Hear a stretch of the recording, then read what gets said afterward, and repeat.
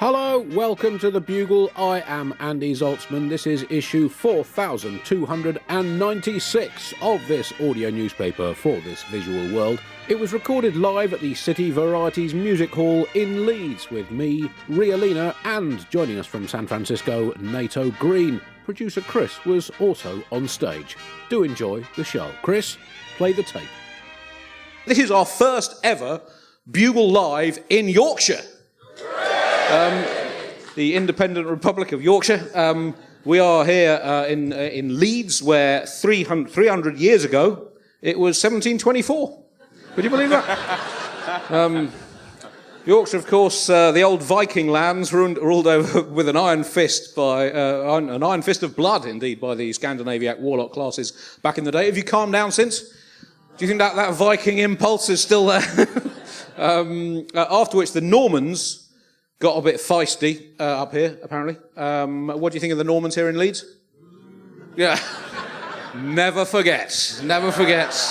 Yorkshire has long memories. At the time of the Norman conquest, the inventory of Leeds, this city contained 6 ploughs, a priest, a church, and a mill. It had a taxable value of £6. And it's gone up a bit, I think, hasn't it? It's gone up. Basically, the Normans made this place. You might not like it, but that's a fact. Leeds. Of course, then things toddled along for a while until the next significant development in Leeds, which was, of course, the opening of Headingley Cricket Ground in 1890. Yorkshire, of course, famously the home county of many celebs, the Bronte sisters. It's a key demographic, Bronte fans. As long as McIntyre's not taking it, I'll f***ing have it. Now, and in fact, in this very theatre, the tribute act Bronte Sister Sledge will be performing the novels of the 19th century literary legends in a classic 1970s disco groove. Also, Richard III, famous Yorkshireman, the erstwhile king, alleged nephew murderer, and world record holder for most expensive car park bill ever. He, of course, played for Yorkshire in the Wars of the Roses, the classic 15th century series. Have you got over that yet? You got over the... No.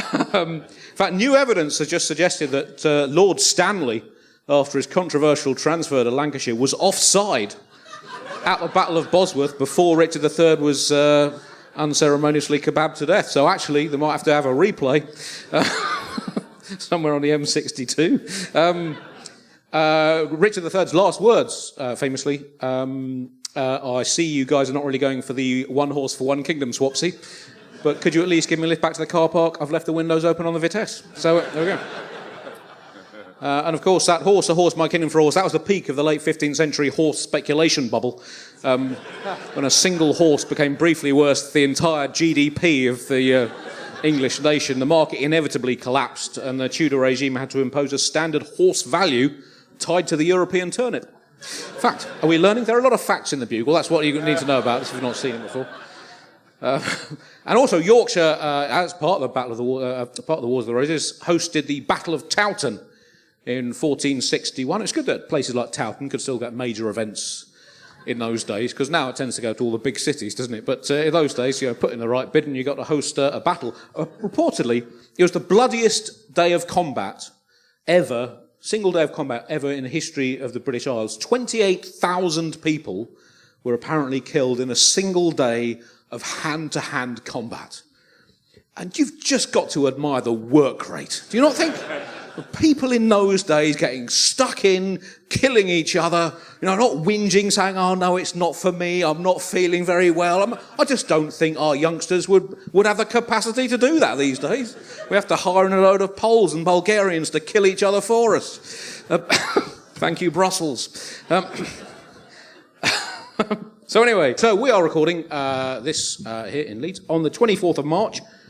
On this day in 1829, the Parliament passed the Roman Catholic Relief Act, allowing Catholics to serve in Parliament. Roman Catholic Relief was, in fact, the first celebrity fundraising event in UK history. as the big stars of the day teamed up to raise money by being Roman Catholic for the evening. Celebrity poet Samuel Taylor Coleridge and William Wordsworth did a very amusing two-handed poem about a socially awkward cardinal and a foul-mouthed talking pelican. And on the 26th of March in 1351, we had the Combat of the 30. This was 30 Breton knights versus 30 English knights in a special fight, part of the 100 Years' War, which 100 Years' War lasted 116 years, I think. Just, you just go, oh no. Some people complain about them making chocolate bars shorter these days. But that was after. Swizzed people out of... Wasn't that after tax? Is that why? Oh, yeah, it's quite possible. It's after tax. It was You had shorter life expectancy. You want more year for your buck. Oh, definitely. Anyway, I digress. So there we go. Anyway, we lost, apparently, so we never learn about it in But look at that. Proper St. George's Cross on the kit in those days. Proper. Who cares if we f***ing lost? At least we had we'll talk about this more later on. Right, top story this week.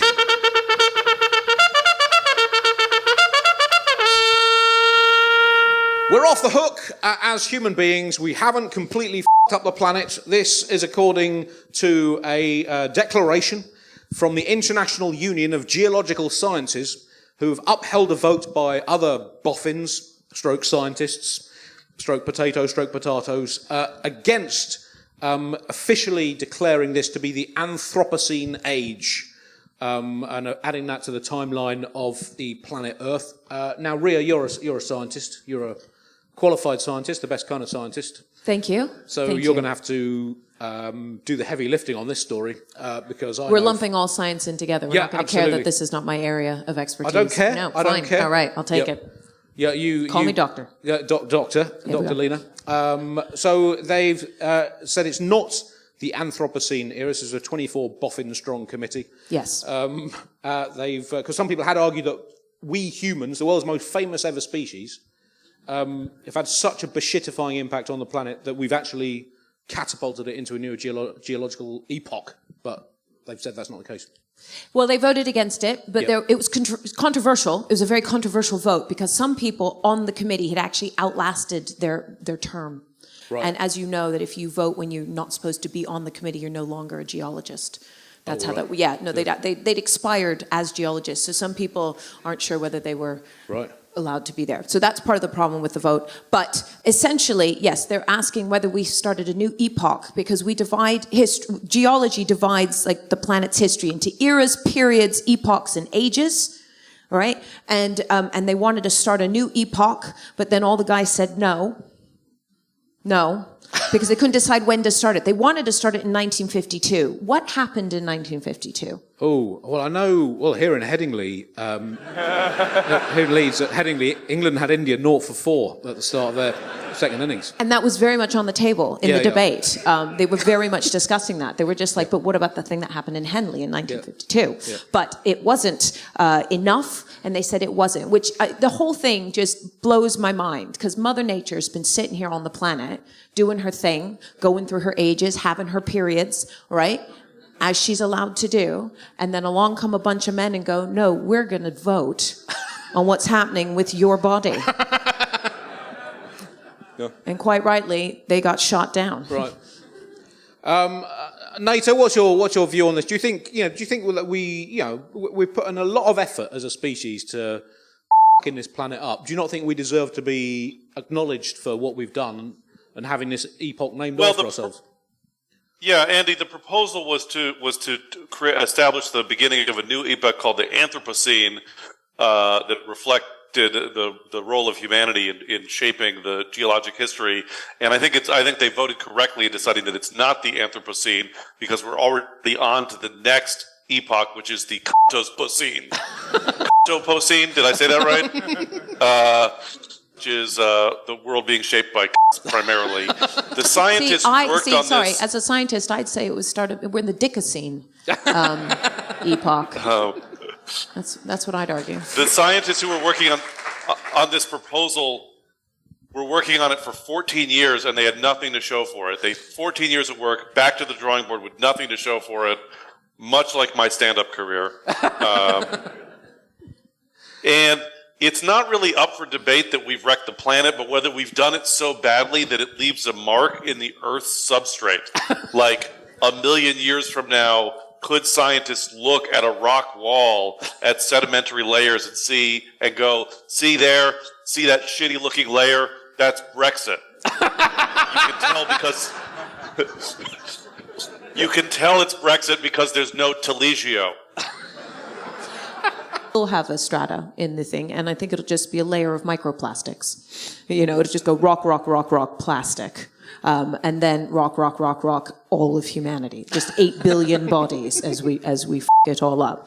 But they decided that they couldn't. So if you don't know, you have to have a definite beginning to an epoch. You can't just arbitrarily decide to have an epoch. Right. And they were arguing over 15 years, just as Nato said. They said they were discussing it for 15 years. What's the beginning of this epoch? And for whatever reason, they went, we want to vote on whether it's 1952, which, as we know, is this Henley thing. And they just went, no, that's not enough. Why they didn't, and what they're tracking, by the way, is they're tracking some of the radioactive damage that came from all the nuclear bomb testing. And you go, so why are we saying it started in 1952? Surely 1945 had something major to do with it. But no, apparently the Henley thing was actually more monumental. Yeah, Freddie Truman was amazing that day. Other suggestions for what it should be called, the Boys Will Be Boys epoch, bit simplistic, we're not far off, the age of myopically self-interested, commercially driven bit long, and the vroom vroom boom boom kaboom epoch. But there were copyright issues with the 1970s prog funk meta rock post skiffle anti-grunge band from Weatherby, so they couldn't do that. It'd be quite an impressive effort if, in this short amount of time, we've started a new epoch, because they generally last for like millions and millions of years. The Holocene era, which we're currently stuck in, apparently, is barely 12,000 years old. They usually take a good 2.5 million years to knock off their perch. Some of the other epochs we've had, there was the Paleocene, the Oligocene, the Plasticine, the Stay on the Scene, the Lucasexmacene. And the worst comedian I've ever seen. That was an epoch that lasted 20 minutes with me at the birdcage just down the road. So over the rest of the show, we will look at exactly why we are f***ing up the planet quite so much, and why we're doing so badly as species in charge. So let's have a sting, Chris.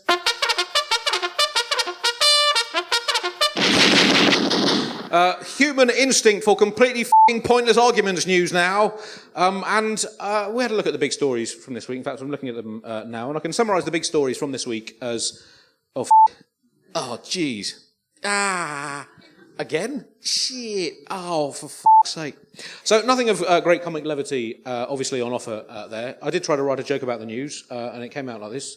Vladimir Putin, Donald Trump, Benjamin Netanyahu, and the leadership of Hamas walked into a bar, and the barman said... We're closed. Off. That's basically what I could get out of it. So rather than looking at all the big disputes of the world, we're going to look at some of the small disputes of the world. Because, can we really expect these big solutions, big issues to be solved, if we are not sorting out the smaller issues for ourselves? So we hear about trickle-down economics. There's also trickle-up politics. So the way I see it is, people complain about, massive corporate tax evasion. But then who here rides a bicycle? Yep. And put your hands up if you've ever cycled through a red light. Yeah, absolutely you have, yeah.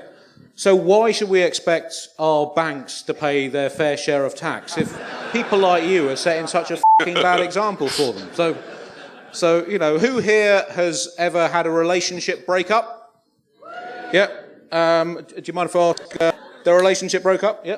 I picked poorly.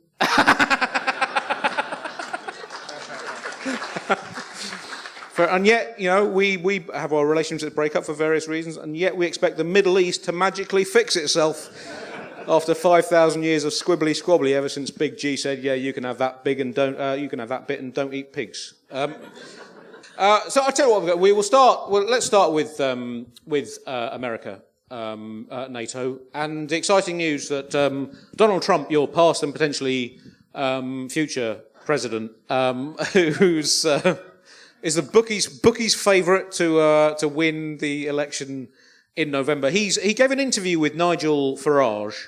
He said that America will 100% remain in NATO. Not you, obviously.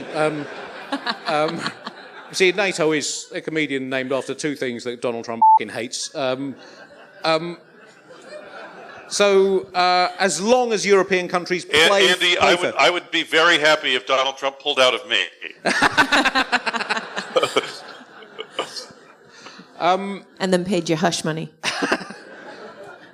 So on NATO, can you just bring us, what's your analysis of the state of your election campaign? And is NATO going to survive a second Trump term?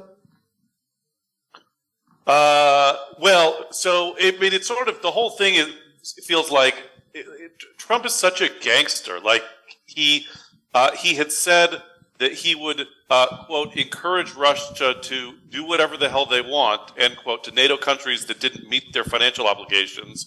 And now he's saying vaguely that he will 100% remain in NATO if he returns, if they don't take advantage. It all feels like a big protection racket. You know what I mean? Like, oh, that's a nice, Belgium you got there. It would be a shame if anything happened to it.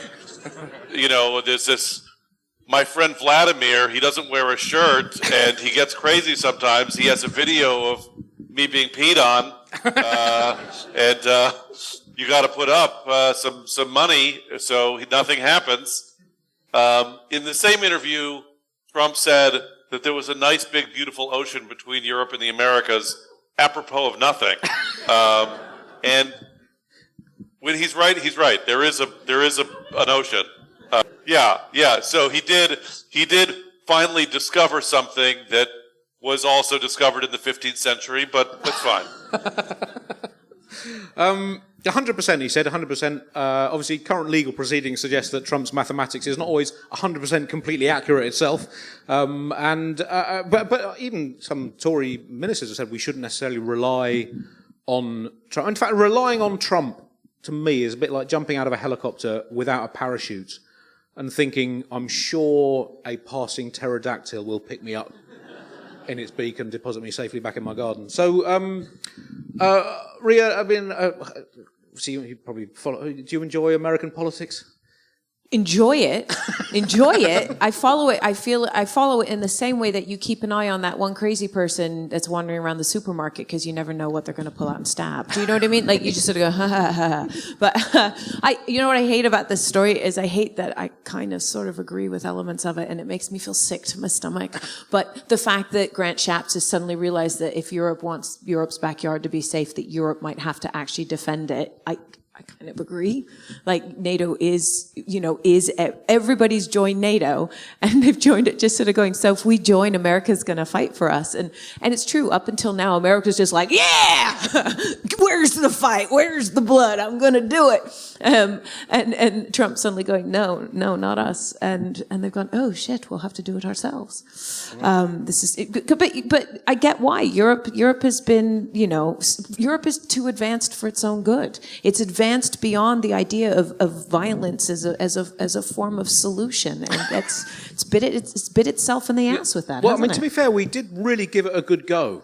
Arguably for a slightly too long. But. We've been violent for longer in Europe, okay, and we got to the end of it and we tired of it, but not everybody else was done with the game, and that's the problem. Right. You can't retire, I'm trying to figure out how to say it in terms you'll understand. It's sort of like.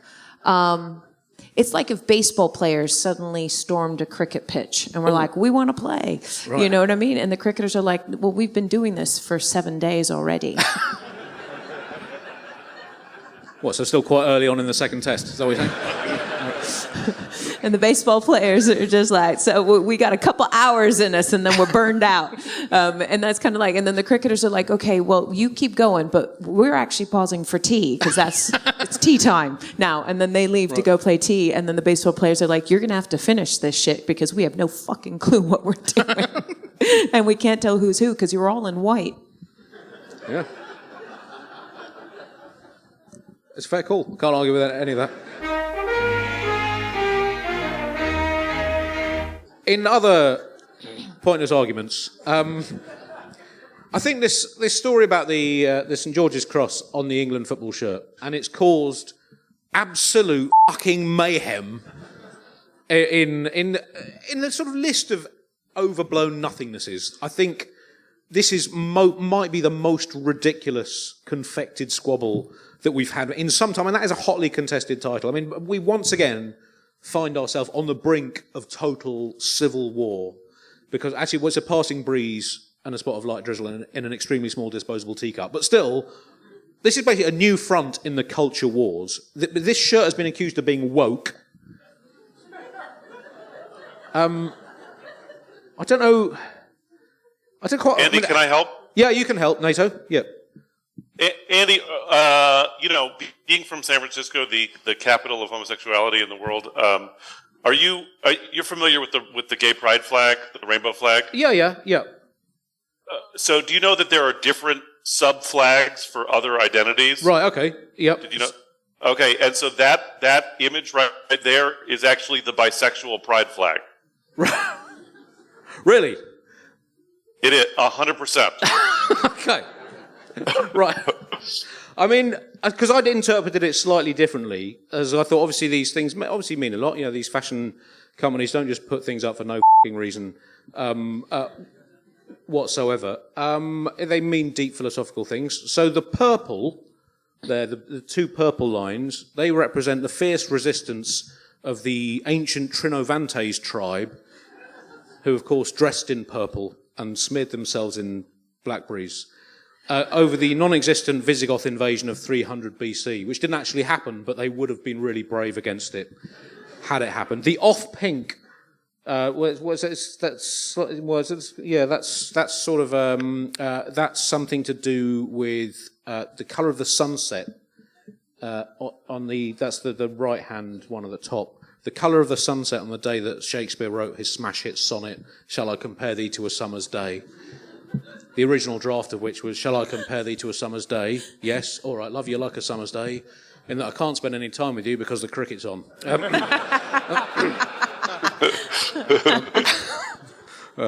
It's 142 for 3. Any chance for a cup of tea?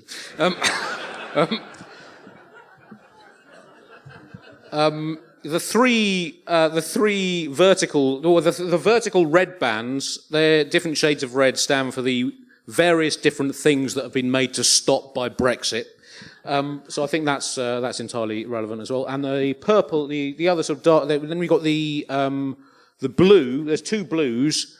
One is for St George, who was renowned for his fruity language. In fact, he famously said, "I'm going to that fucking drug and write the up. Who's with me? F***a-doodle-doo." And off he went. And the darker blue is famously the colour of Queen Victoria's favourite underwear.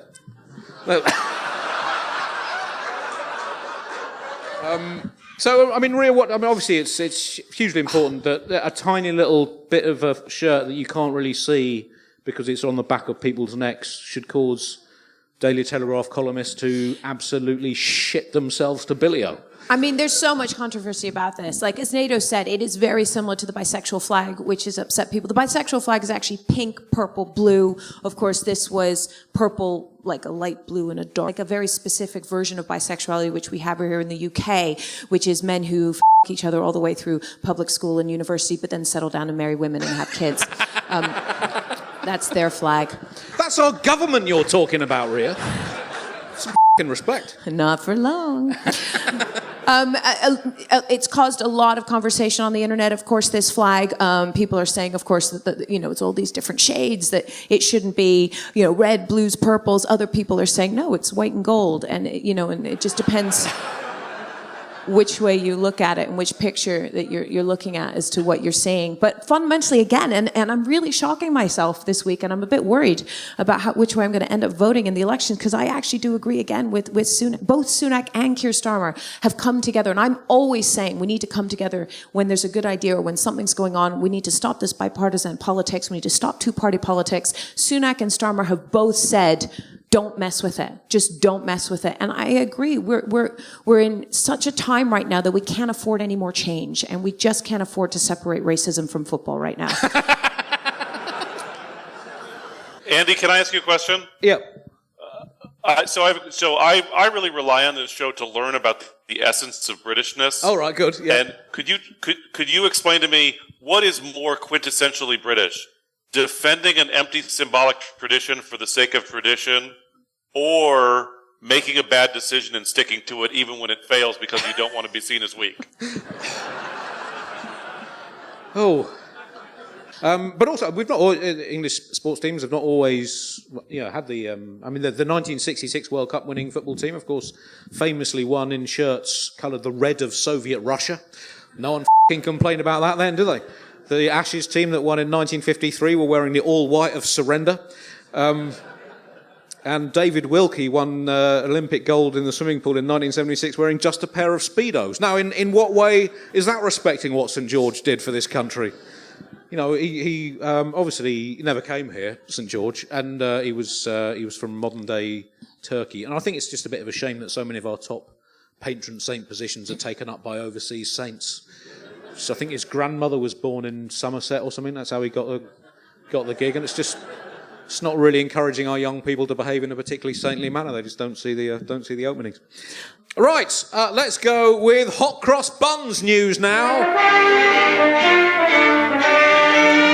Well, another completely pointless argument, and this is that Christian groups have been up in arms because a supermarket, Iceland, has been selling hot cross buns that instead of a cross have had a tick on it. And apparently this is in defiance of our Christian heritage that we should put means of death on our snacks, which I think in a way that putting a cross. I think maybe would it have been better if Jesus had not been crucified but had been tixified instead? So that rather than the Christianity, the symbol being a cross, which is quite a negative thing, it was a tick, which is right. More, and how does that work? Just I can do this because I'm Jewish. And are you tixifying yourself? Yeah. So you can probably do both ankles with the same nail as well. Actually, if you get. Oh, I see what you're doing. Okay, I see. Right. You see, I wasn't sure. All I could have pictured is that, tixifying involved a whole bunch of people going, just do it! Which is what happened. To be fair, he was guilty. Don't judge him by today's legal and ethical standards. According to the letter of the law at the time, he was guilty, he knew what he was doing. I'd nail the little up again if I had the chance. He cost us a lot of market share. And if that routine is wrong, Lord, strike me down now. And I do realise that is a bit of a high-risk gambit in a building that was built under 19th century fire regulations. Now, NATO, I imagine America has been rocked to its core by this story of Britain abandoning its Christian heritage by putting a tick on a hot cross bun. It's been huge news in San Francisco. Yeah, well, Andy, speaking from one lapsed Jew to another, obviously you and I both know that Christianity is the Matrix Reloaded of monotheism. Of course. Yeah. So, hot cross bun sounds like an S&M sex thing, like spank me with a cross and eat nutmeg out of my asshole. He is risen. I think that might be the first term that the phrase "nutmeg out of my arsehole" has been spoken in this room probably since Connie Francis did a gig here in 1955. Make you question: Is that a raisin? Family show. But of course, the move is opposed by an organization called Open Doors, which works with persecuted Christians around the world. Siri, show me the whitest shit ever. Are Christians Oh, my Siri just answered, actually, and said I don't have an answer for that. So it raises questions for me. Are Christians persecuted in England? And is it a form of persecution to not be able to see a cross at all times? Is that oppression? Are Christians like Aquaman in that not touching water deprives them of their powers, but the water is a line of sight connection of a cross. So the Evangelical Alliance said Easter is when Christians across the globe remember Jesus died on the cross and rose from the grave. Whatever Iceland puts on their buns, Christians will continue to declare the truth of the cross, that Jesus is alive. Have fun with that, Christians. I'll wait outside.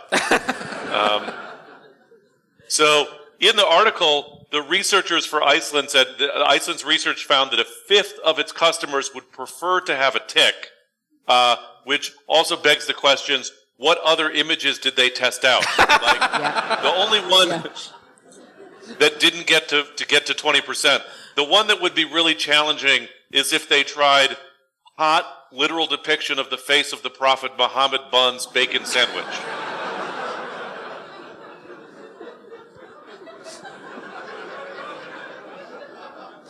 Yeah, I guess that would be tricky. A tricky sell. Reform MP Lee Anderson said that it's this type of namby-pamby virtue signaling that is leading to millions of people echoing Reform UK's call to get our country back. He also thinks that the new football kit is virtue signaling. Lee Anderson thinks that anything he doesn't like is virtue signaling. Let's take our country back, where all our food was f***ing disgusting. Before f***ing Brussels got involved and made us use spices and shit. They actually cut off the Lee Anderson interview because he was complaining about it, just as Nato said, all of this virtue signaling. And then they said, but the buns are only 30p. And he went, oh no, I'm all right with that. It's fine. I love, actually, he mentioned Henrietta Blythe, the chief executive of the charity Open Doors, which is, who works with these persecuted Christians around the world. And she said the cross is still of huge significance to millions of people. I'm not sure whose side she's on in this battle. I don't know if she's fighting for the cross to go back on the bun or not, because then she said, I understand why people may not want to see a cross on their tea cake. It represents one of the most agonizing forms of execution ever devised. You could say it's like having an electric chair on a croissant.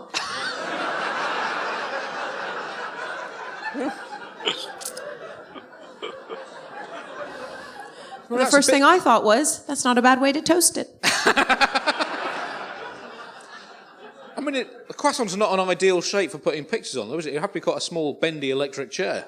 I don't think she's thought that through, to be honest. Well, maybe it's an IKEA electric chair and it's still flat-packed. Right, it's quite possible. I don't know what form of execution would fit better on a croissant than a noose? A noose? Oh, what? A guillotine. What? But I know it's French. That will fit on. Look, I'm not disputing that the croissant and the guillotine are part of the same cultural continuum. I'm just saying the guillotine would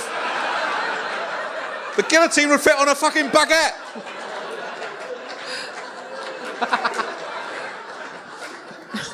I mean, if we're going to get technical, the croissant's actually Austrian, so we could put a tiny little assassin shooting at a count. It wasn't a count. Who was it? Shit. What was he? Oh, it's Duke.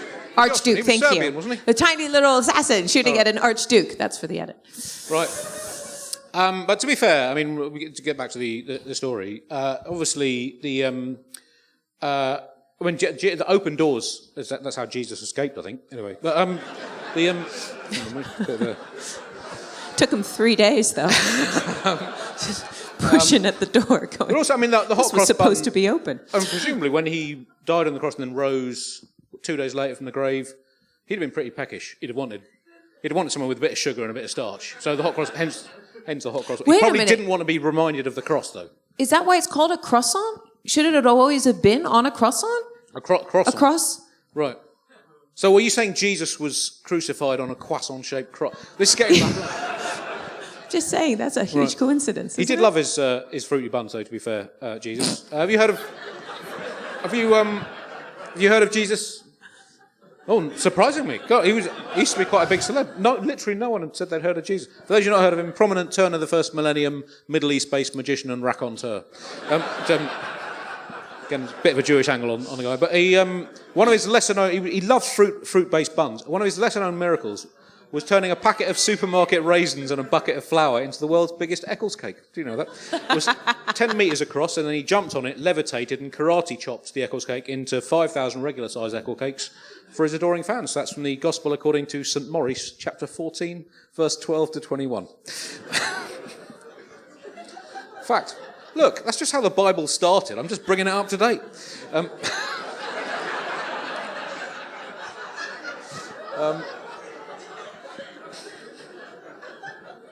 Right. Shall we move on to humans doing unhealthy things to ourselves news now? Obviously, we are probably the greatest species in the world at damaging ourselves, with all due respect to the lemmings, who put in an effort, but they don't have quite the range, I don't think, of ways of damaging ourselves that we have. And this goes from large-scale things. This week we found the world's largest oil companies are reported to be way off track on their emissions goals. Who is surprised by that? Yes, there we go. That...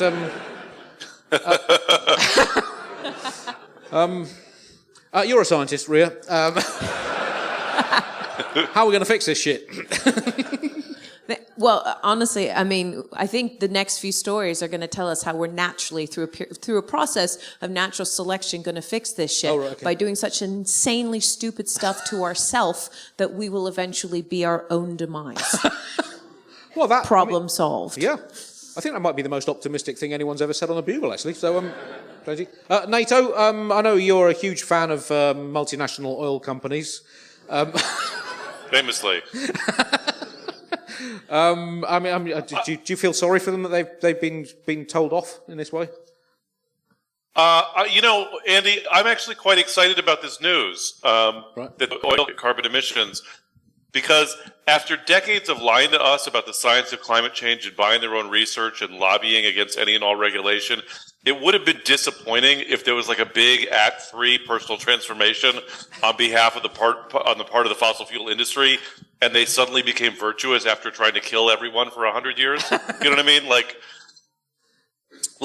imagine that the oil industry is Thanos in Avengers Infinity War. And he spends all of Infinity War trying to get the Infinity Gauntlet to wipe out half of all life in the universe, to create a universe of abundance so that people aren't fighting over scarce resources.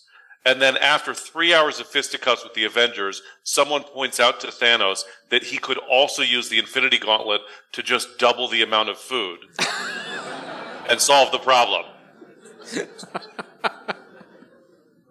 That's a very accessible way of putting it. That would be such more virtuous, but such a shitty ending to the movie if he was like, you know what, I was wrong. Never mind. Well, you mentioned the things that we are doing to ourselves. Vaping. Vaping news now. Let's have a sting.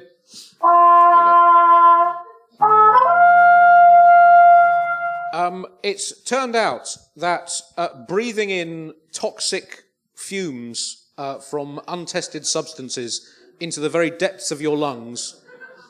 See, I'm just a lay, but I'd always rashly assume that breathing these things were actually, because they're fruit flavoured, they're actually probably got quite a lot of vitamin C in and would actually probably do wonders for your skin, but apparently I've been lied to by myself.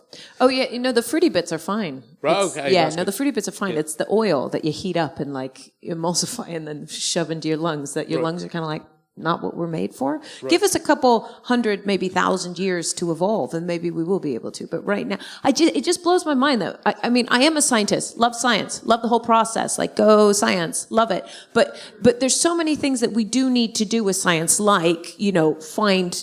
find and then achieve alternatives to fossil fuels, that I'm like, who's paying for someone to look up the friggin' obvious and then write that up in a paper and then publish it, and then we're all here giving them a pat on the back going, well done, we weren't sure. I'm tired of this. I'm tired of this kind of science. It was a no-brainer. It was a no-brainer that was not a good idea, and now, but we've had to wait for someone to officially say it wasn't a good idea. Well, I mean, my personal worry is that, these generation of British children, if we suddenly start banning vapes, we fought world wars for our right to breathe in bubblegum and cherry cola scented clouds. You're beginning to sound like Liz Truss. Yeah. Liz Truss also is not happy with the smoking ban. She thinks this, you know how we've banned smoking for anyone born after January 1st, 2009? Nato, do you know this? Here in the UK, if you're born I read up on it, yeah. If you're born after January 1st in 2009, you are not allowed to ever buy cigarettes in this country. And Liz Truss says that is an infringement on our freedoms, and it is wrong. But you use my bathroom, and you're in trouble. So you're sounding like Liz now. Oh, right. Well, that is a bit of a f***ery, to be honest. Nato, what's the vaping as popular in California as it is over here? Oh, it's huge, and it's a great plan that we created an $18 billion market before we studied the health effects. Who would have anticipated that filleting a glow stick might not be good for you?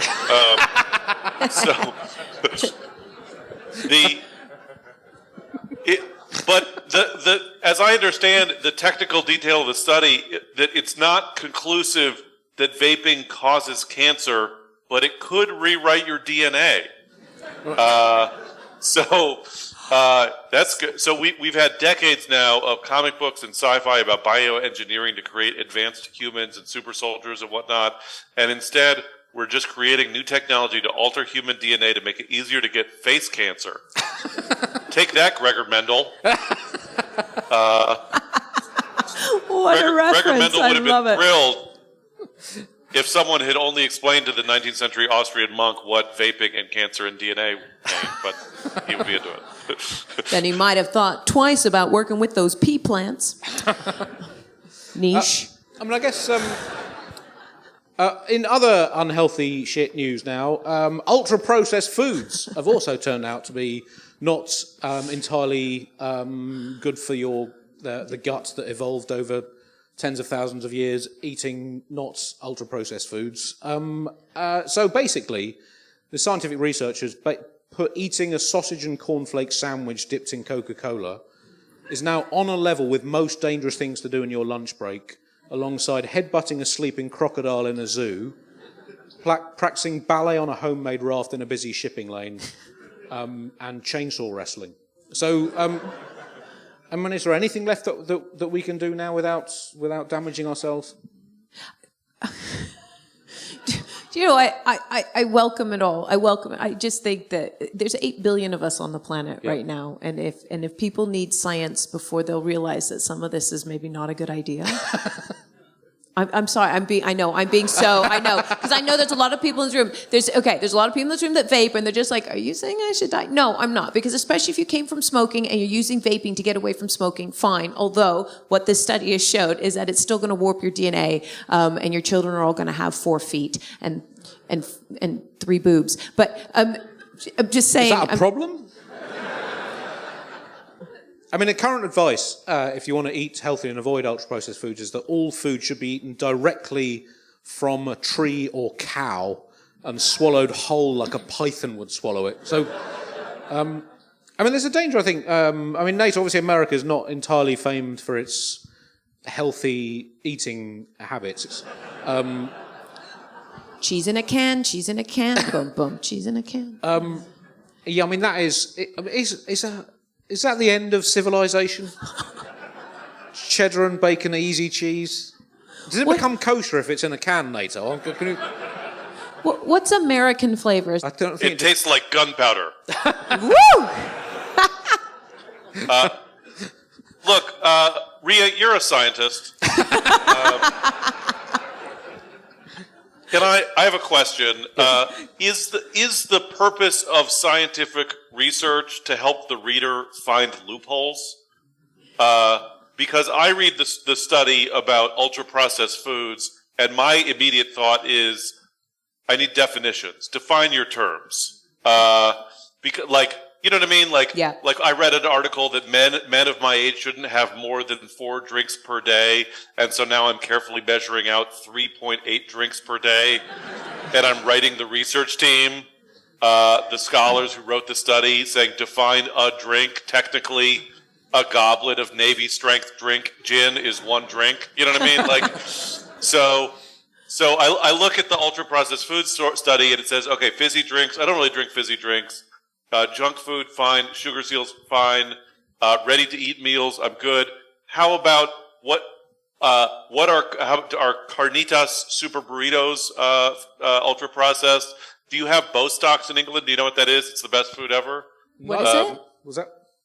No, a Bostock is like a brioche or a croissant dough that's been soaked in sugar syrup and then baked with like a frangipan or a marzipan and maybe some fresh lavender leaves on it. It's really quite magnificent.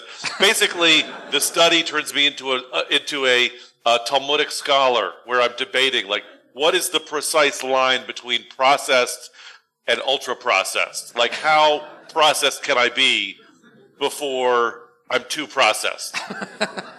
That's what I'm trying to figure out. Right. I think to make it easy for you, Nato, I think it's a slightly more complex answer over here in the UK, but in America, I think the simple answer is, given what you have available to you, you're f***ed. Well, that was what we had to say in Leeds. If you want to hear what we have to say in Edinburgh on the 28th of March and Salford on the 30th of March, well, come to those shows. If you live in London or indeed anywhere else in the world and are wanting to come to London in early June, we have a couple of dates at the Leicester Square Theatre on the 7th and 8th. All details at thebuglepodcast.com, where you can also join the Bugle voluntary subscription scheme, give a one-off or recurring contribution to help keep this show free, flourishing and independent. Until next week, goodbye.